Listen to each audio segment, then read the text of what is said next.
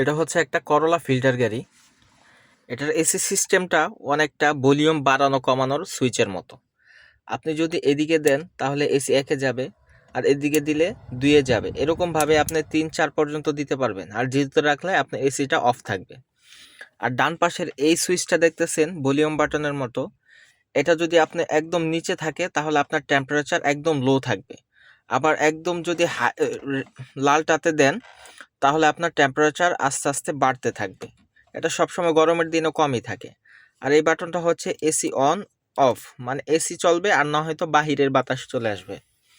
আর এই যে বাটনটা দেখতেছেন, এটা হচ্ছে আপনার যে এয়ারটা আছে বাহিরের, এটা ফিল্টার করে আপনাকে ভালো একটা বাতাস দেওয়ার চেষ্টা করবে, এসির বাতাস।